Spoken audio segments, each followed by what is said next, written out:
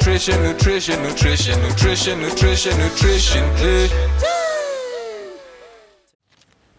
Well, thank you. Good morning. First of all, a big thank you to Nafsan, Ben and Tim for organizing this. Ben asked me to come and talk about the journey towards food and nutrition security, and also the journey towards accelerating the country's move towards zero hunger. The World Food Programme has a clear-cut mandate globally. And just like any other UN agency, we try to stick to what our mandate is, while working with other UN agencies and mostly supporting the governments.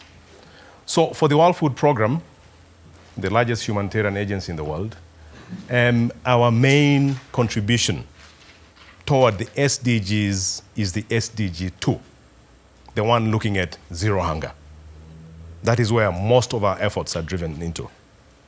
And then, of course, SDG 17, looking at the partnerships, how we work with other partners to support governments to achieve zero hunger. So a little bit about WFP. As I mentioned, the world's largest humanitarian agency fighting hunger worldwide. You've heard about the emergencies in Syria, Iraq, Afghanistan. That is what we mostly do, ensuring that people don't go to bed hungry. Sourcing food, delivering food in large amounts across the world. And we work in about 80 countries globally, supporting over 80 million people to 100 million people annually with food to make sure that we save lives.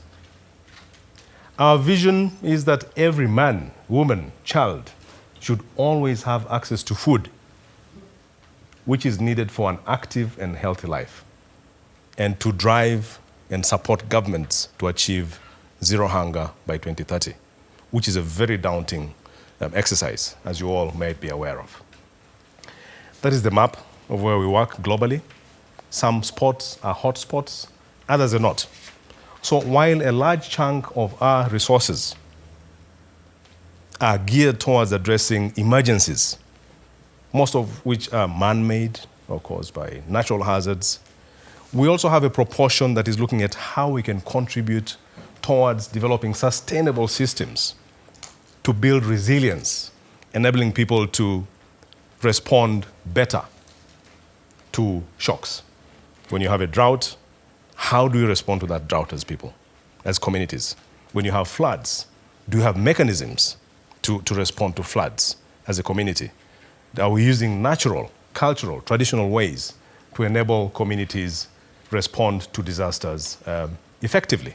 So we have programs that look at both addressing emergencies, but also programs that try to identify the root causes of hunger, the root causes of food insecurity, root causes of nutrition, and then customizing such responses within contexts of different countries.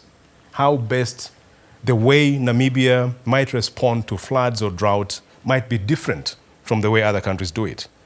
How do we build on these contexts, working very closely with governments to strengthen their systems, to strengthen their strategies and programs, to enable people respond better to shocks. So, what is our mandate? Our mandate is to design and implement strategies, policies, and activities related to food assistance. And by food assistance, we are looking at different forms within which people can access food. If it's an emergency, in most cases, we procure food for people to consume, food based on their tastes and preferences. For Namibia, it could be mahangu or maize meal. If you go to Somalia, it is chapati. They eat a lot of wheat. When you go to other parts of the world, like West Africa, we're looking at rice as the kind of staple that they consume. So the whole mechanics of preparing, the whole mechanics of ensuring that countries can foretell, the whole mechanics of the logistics around this is huge. But there are different ways of doing food assistance. Lately, we are promoting what we call market-oriented mechanisms of food assistance. Mechanisms that help to stimulate the markets, mechanisms that inject resources into the communities that we support. So instead of providing the food, we provide the cash. The cash to enable the affected people go to the market and buy what they need. So they have choices. But aligned to that, we also ensure that there is messaging from the nutrition perspective. When you go to the shop to buy something, what should you buy to ensure that you're able to address your food and nutrition needs? And worldwide, it's getting to gain a lot of traction because we believe we depend on donations. When we are able to, we have to put a case across to the donors and development partners that, listen, there is a crisis looming here. And based on the circumstances, based on the markets, maybe it is viable for us to use cash because the markets are functioning. So we have such pilot programs that we're beginning in Namibia to see how we can use cash to be injected in the local economy and therefore stimulate the market. So, World Food Program in Namibia. I recall one time somebody said, but what are you doing here? Your main role is to ensure that people don't go to bed hungry, that people get food. But listen, in Namibia, we are okay. I don't think we need you. But as I mentioned, we work in different countries and use different approaches to find ways of supporting governments address the issue of hunger, address the issue of food and nutrition insecurity. And in Namibia, the context is definitely different. It's an upper middle income country, yes, but it has a lot of peculiarities within that context. And you all agree with me that the divide between the haves and have-nots, if I may, is quite huge. When you drive out of Windhoek, when you come to Windhoek, you're like, oh my goodness, what a beautiful city. But when you veer out, then you start seeing the realities of life. So how do we, as WFP, support the government to address this kind of realities, especially from a food and nutrition perspective? And as a UN agency, as Dr. Mary may have mentioned, we are mandated to support the government technically, to support the government achieve the strategies within their development priorities. We're not prescriptive. We're here to support, and mainly technically, in different fields: nutrition, health, agriculture, food security. So our approach in Namibia is we are here, we have the expertise to support you achieve your goals. So the NDP 5 is our main driver. It drives our programs. It defines what we do as a UN and defines what we do as a World Food Program. And therefore, for Namibia, WFP's key role is to provide technical assistance to Namibia in order to strengthen programs that address food and nutrition insecurity or security, but also support the governments accelerate the journey to zero hunger. Okay. I am going to get a little practical now to talk about what we have done and what we plan to do.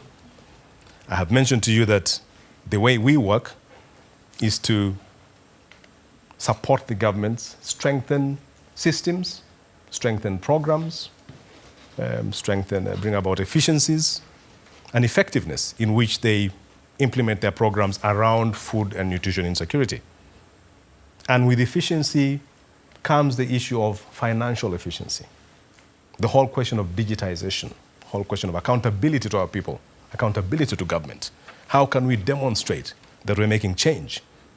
How can we improve our data collection mechanisms? How can we work on our statistics so we can tell a story? And when you look at some of the statistics that we have for Namibia with respect to nutrition, for instance, 24% stunting rates for a country like Namibia is concerning. The rates may have gone up, but we have a problem. If you all know what stunting is, I know we have nutrition students here. So stunting is a big problem, and 24% is high. It needs to come down. And granted, the government has numerous programs designed to address nutrition, designed to address stunting, designed to address food security. And we have to acknowledge and appreciate, especially the government of Namibia, for the huge investments they have made to address this. But the question is, why are we not seeing change? Why is there stagnation? Why is there no traction? And that is where we come in as partners to see how best we can address those problems. So most recently, one of the things that we're driving and supporting the government is what they call the food systems. You've all heard about the UN Food System Summit that is due in September this year, where all governments of the United Nations, 193 of them, which includes Namibia, have been implored and pushed to seriously look into their food systems, to introspect and question themselves. Why is it not working? How are the food systems working? Because everything is a system.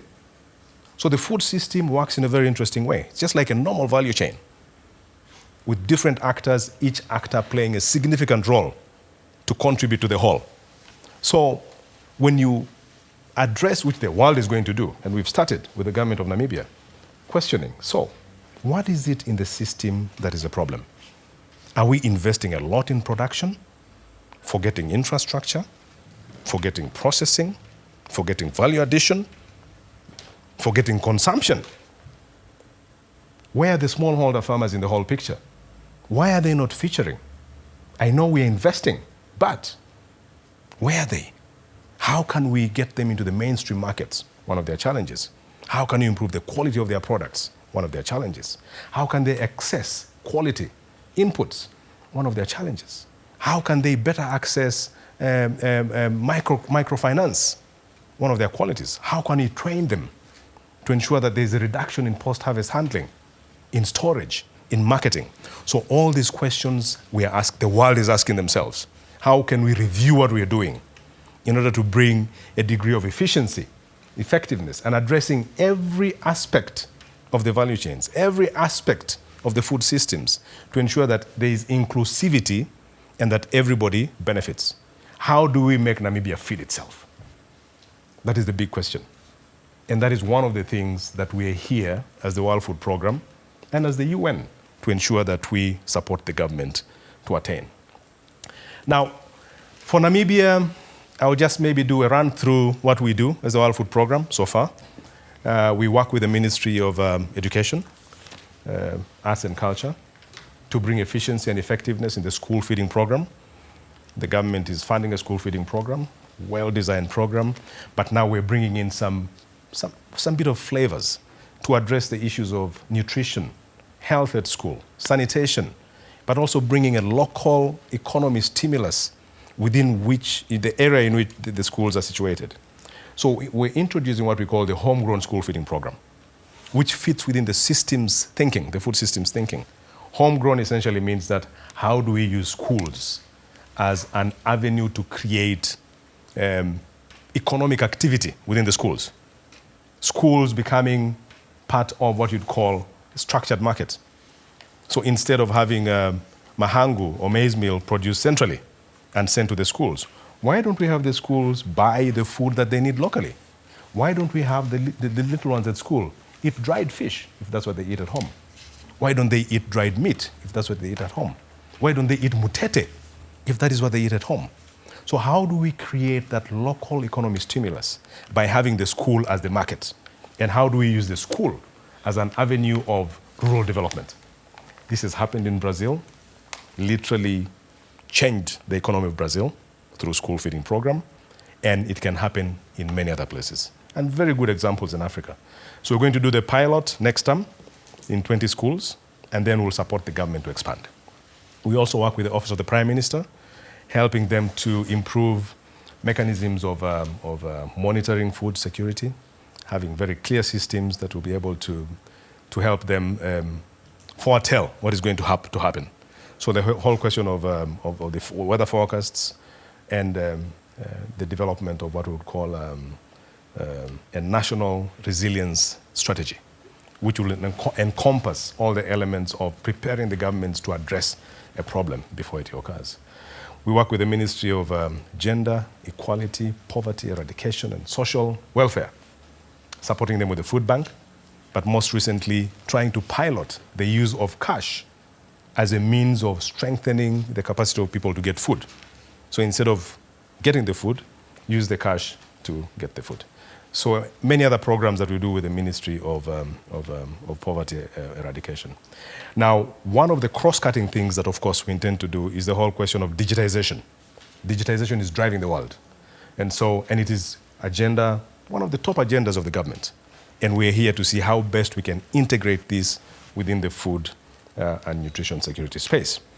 And then we also work with, of course, the National Planning Commission, the mentioned Office of the Prime Minister, on many other things. So different roles, different sectors. Now, where are we going from here as a World Food Programme? What is the future? The future for us is innovation. How do we come up with home-made solutions, sustainable solutions to address food insecurity? Right from nutrition education, the whole question of health, production, marketing. How do we draw in the smallholder farmers into the mainstream systems, into the mainstream marketing? So the food systems approach, the food systems thinking is the future. And as the World Food Programme, working closely with the government, we are and would like to and will continue to push this agenda. As I mentioned, we as the UN, especially the World Food Programme and the Food and Agricultural Organization, we have started engaging with the government to support them on the food systems thinking. How we're going to use food systems to address different value chains, different enterprises, working closely with academia and working closely with the private sector. There is a lot to learn from the private sector.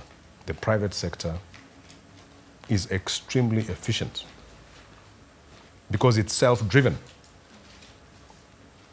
They work with a purpose, and the purpose is to make a profit. And for you to make profit, you have to be efficient. The public sector has a lot to learn from that. But what we ought to learn is that the private sector has a role to play within food systems, a critical role to play within food systems. And they should be enabled to play that role. And Namibia as a country has provided that enabling environment. The roads, the green schemes, the AMTAs, so the enabling environment is there. So how do we make them play their role of providing a market? How do we make them play their role of supporting the smallholder farmers? How do we make them play their role of bringing quality and ensuring that everybody benefits?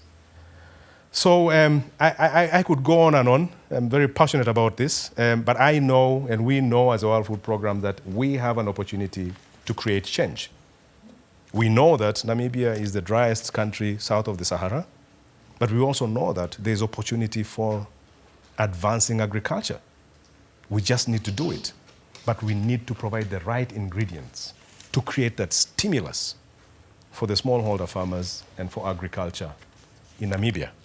And therefore, we are here, as I mentioned earlier, to ensure that we reverse those very worrying statistics about poverty, about food insecurity, about nutrition, reverse them before 2030. And those will be the key indicators of success and progress for us as the World Food Programme and as the United Nations system. Thank you very much.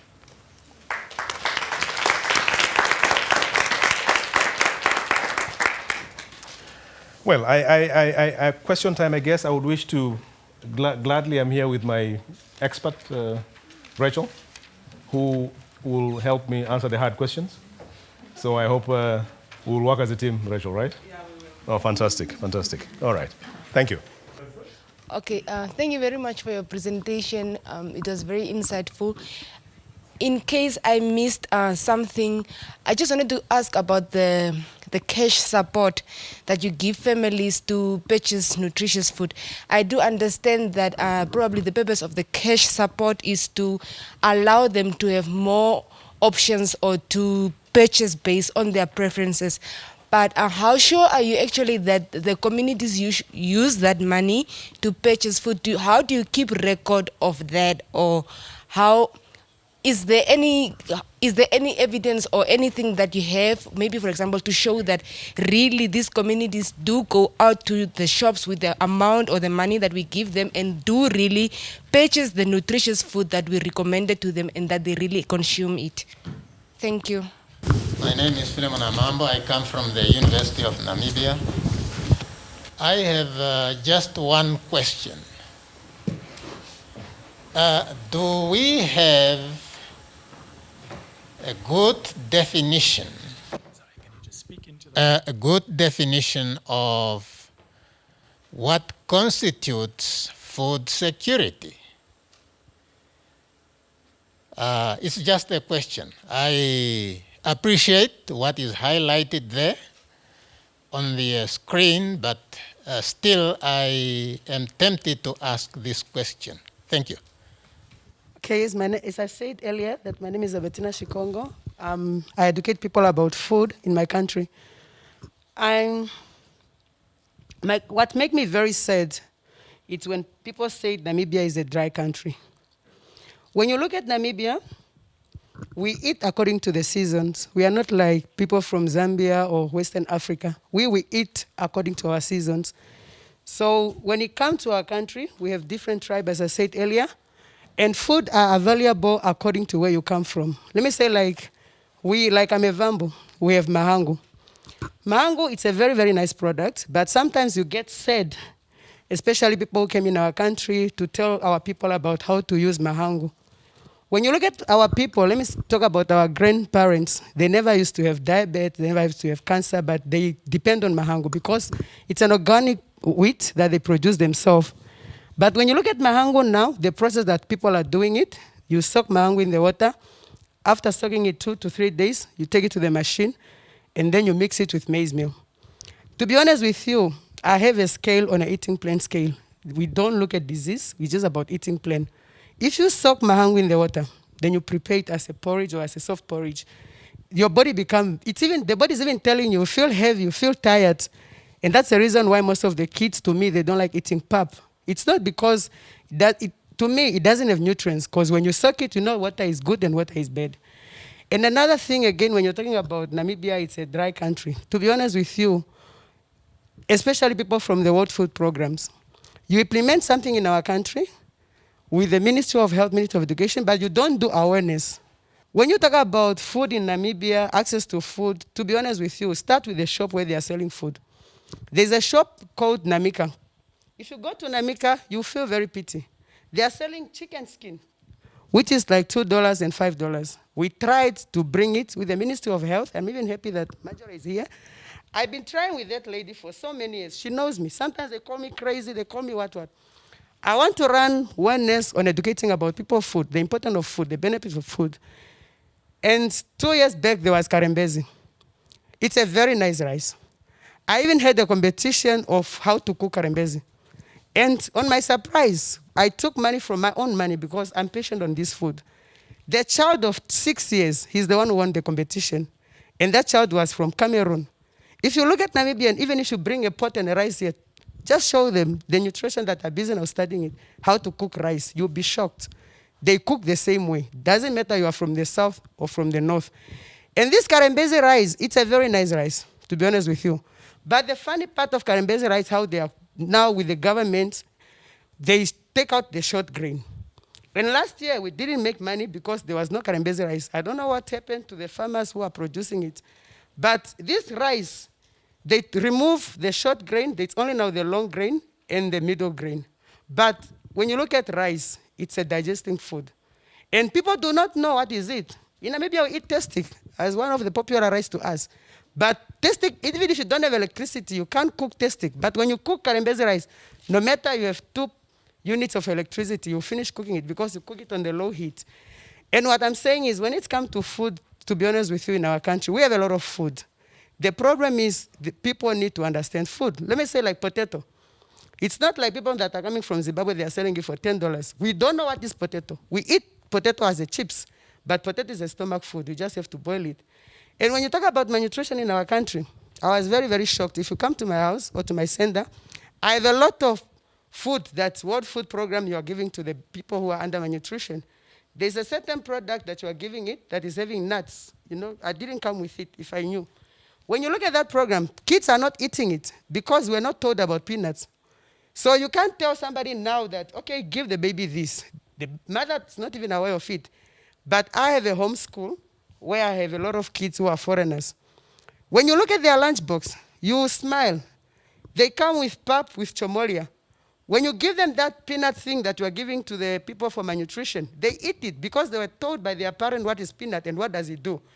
And to Namibian kids, parents are complaining. And I even have a box, a lot of it. I end up giving them my product, which I make money for, which is called semolina flour. And semolina flour, it's a very nice product. But what I'm saying is, to be honest with you, say, when it comes to food in our country, no matter what you're implementing, people need awareness. People need to know what they are eating. People need to know the benefit. People need to know, to understand what they are eating. Absolutely. And then from there, because if you go to a tunda, you cry. Foods are there, enough for everybody in our country, but things are rotten. Go to Amta. They are having dates. It's a medicine for coughing. How many people do we have that are having TB? How many pharmacies do we have in our country that, 24 hours is full of people? Yeah. We have Tangalina, which is nakis, But what I'm saying, these are food for vitamin C, especially with COVID-19. The body needs vitamin C. Food heals, to be honest with you. I have a program where I clean the body for 7 days. You don't eat cooked food. But the program is expensive. If I give you the menu, you need about $2,000. But when you look at this, watermelon is cheap, available. What does watermelon do to the body? It's to clean the system. So what I'm saying is, I'm happy of what you guys are doing, but what you don't understand, our farmers are producing. The problem is our local people. Yeah. Yes, if you look at the person, my tribe, how we eat pap, except in my house, you find chomolia, we find pap and meat. You can't eat pap and meat every day. Yeah. People need to change the menu of eating. Okay. There must be vegetables aside. Right. So sorry that I take up your time. Okay. I think granted. I mean, first of all, I agree with everything you said. And I wanted to run a campaign on educating people about food. I wrote letters. There's even a product that I'm selling. This product, I've been selling it for how many years? I don't sell to Namibians. But when you look at this product, it's called samorina, which is a durum wheat. The Ministry of Health, they are refusing it, but they are feeding the patient with macaroni. A baby of 6 months, can you eat macaroni of a baby of 7 months? Yeah. But samorina, only people who know it, people from outside. Do you understand? Why do I have to sell to foreigners while I have my own people? And people are talking about malnutrition. And you made your point. And so what I'm saying is, it's a really sad thing for us who are in the field, because we are not connected to the government people. But for you that is talking about food, I'm so happy for you. Fantastic. And keep doing it. No, super. Thanks. I mean, firstly, I think we should clap for her. She has literally summed up everything in the most practical way. Information, nutrition, education, access to food. Probably answered your question, sir, in terms of what food security actually is. And I think she's done it in a very practical way. She's saying that the whole questions of access, the whole question of availability, utilization, what food are you eating? How is the body utilizing the food to make the body healthy? So all those three aspects, and I'll probably will ask you to maybe give us a bit of a different way of looking at food security. But I think the lady over there has brought it home. She's brought it down, given us the practicals on how we should be viewing food security, food access, availability, utilization, and the fact that we need to address the issue of culture and tradition. We need to, through education, through talking to them. And frankly speaking, we need to talk, you and I, and see how we can help and how we can work together, and also benefit from your experience on the ground to move the kind of innovations we're talking about. But listening to you, you're saying, granted, we're very happy that we have these huge government programs that are designed to stimulate all the things we're talking about, create market, quality, access. But then we need to be a little more practical to go down to the ground and see how we can exploit the opportunities at the grassroots, and to see how we can create that inclusivity from the grassroots and have these people. I mean, I wouldn't say no to anything you said. And I like the passion, and we should get in touch. The question on cash. How do we ensure that they don't use cash to buy some of those things, yeah, that they drink in the evening? A lot of education. We also do baseline surveys. We have rigorous monitoring systems, key indicators to assess the contribution or the change this is going to make to the immediate family, but also to the economy. For instance, if there's a cooker shop that has been enrolled to provide certain commodities, and they go to the cooker shop to buy the commodities, maybe initially the cooker shop only had 3 items. And then after a period of 6 months, the cooker shop has blossomed into a shop that is selling all kinds of things.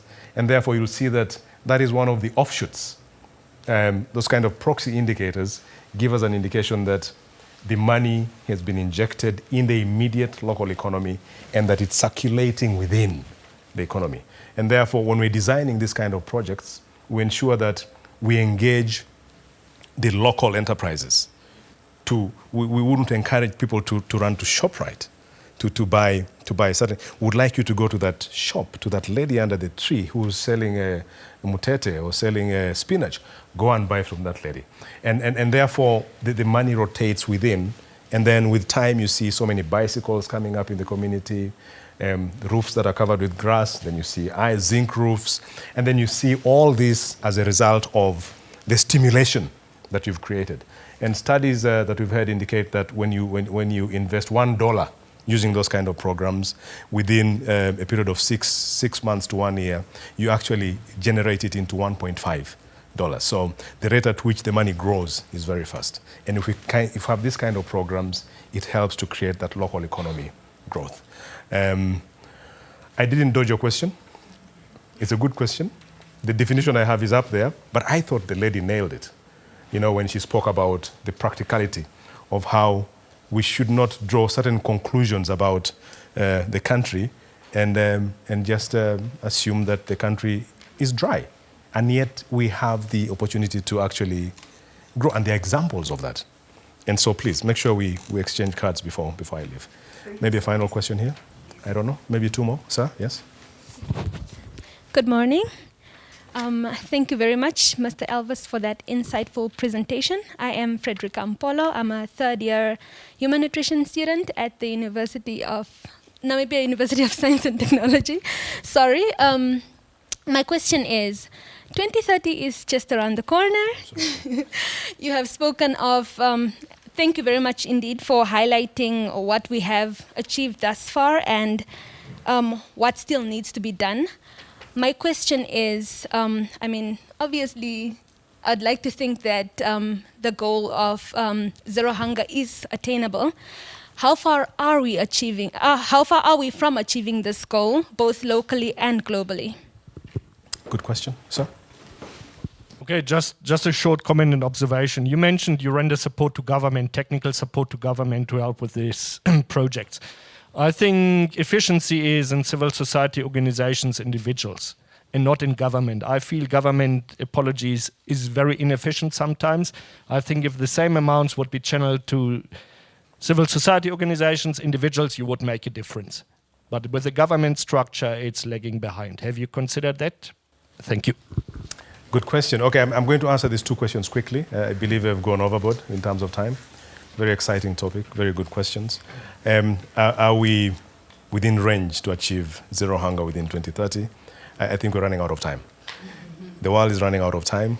It's very likely that we may not be able to achieve zero hunger, but we're likely to make great strides towards reducing the effects of zero hunger. And that is what we need to demonstrate as a country and as the world, that this is where we were and this is where we are now. We had stunting at 24%. 24%, that is statistics from 2013? Yeah? And now we are at 12%. Now we are at 10%. Wasting is at 6%? Okay, now we are at 2%. So we need to demonstrate that growth towards addressing those key national indicators. But above all, we also need to demonstrate our ability as a country to respond to and create resilience amongst our communities to respond to the natural hazards that this country faces, the recurrent droughts, the recurrent floods. Are there different ways in which we can actually adapt to this as communities? And also, so for me, that it is key to strive towards zero hunger, but more important to demonstrate that we're making progress. And therefore, the whole question of the Food System Summit in September and the whole drive to have countries rethink their food systems is an effort to try and accelerate the efforts towards zero hunger. Your point, I don't want to say I don't agree. You have a strong point. I think my understanding of governments and the way they work is that by implication, the civil society is part of the whole development plan, and that you have a key role to play in supporting government, especially the grassroots, to achieve their goals. And for WFP, in different parts of the world, we work very strongly with the civil society, including in Namibia. And we know that there is a big strength from your presence in the ground, your deep-root presence. You're very, very results-oriented. You're very skilled, and therefore able to deliver towards the goals set by government. So essentially, civil society should be a partner to government, and therefore a partner to the UN. By extension, the context of Namibia is slightly different from most countries, even in Africa, where you have a strong government. You have, frankly speaking, in comparison, robust systems in place, policies, strategies, programs, quite strong. And it only helps to strengthen what is in place, to create, as I mentioned, the efficiencies, the effectiveness, to work on the software, to see how best we can get from the investments we're making in a manner that is clearly beneficial for whoever we're targeting, which is the people of Namibia. So I do agree that, so when we speak about working with government and strengthening their systems and strategies and policies, by implication, we're looking at the entire spectrum of the actors that work within the government. And so, and we'll continue doing that and see how best we can have Namibia actually become the beacon of hope. I think there is an opportunity that we have as Namibia to demonstrate that we can do it as a nation and we can create a difference. So it's all about, for me, efficiency is really in directing and investing what we have in the right way, and reporting and monitoring and education and all that. Just to highlight one of the practical things that we're doing to respond to you in particular, but also let you know that for a large part of the work that we do, it's normally been upstream technical support, and I believe that's where your point comes from, that we engage at the upstream level to strengthen systems and structures, and for a long time. But now, of course, the government says, listen, thank you so much. I think we've done a good job with upstream support. Can we go downstream? And so now we are moving downstream to provide the same technical assistance, but also to demonstrate how things can work. And one of the steps we have taken is, number one, we are developing what we call integrated community projects in health facilities, as well as within communities, where we would like to demonstrate the food systems. So we have centers that we're trying to demonstrate climate-smart technologies, as well as improved agronomic practices, post-harvest handling, marketing, and so we have centers in Karas. We have one in Hardab with the farmers, linked to a school. The one in Karas is with the farmers group that has a beautiful farm, literally in the middle of the desert, really. And we're trying to see how we can use technologies such as hydroponics and the nanotechnology to see how they can be helped to produce. And then we have projects in the north, working with health facilities to create gardens within the health facilities to contribute food to the soup kitchens, but also to make them self-sufficient. So they're able to produce surplus, sell, get the seeds. And so we're trying to demonstrate how food systems can practically work with these kind of projects and learn from them. in addition to, of course, the homegrown school feeding program, we would like to draw in the private sector, schools and institutions to stimulate markets. So these are some of the things that we're doing, and we'll be happy to work with enterprising people like yourself, madam, and the civil society to see how best we can address food and nutrition security. Okay. Nutrition, nutrition, nutrition, nutrition, nutrition, nutrition.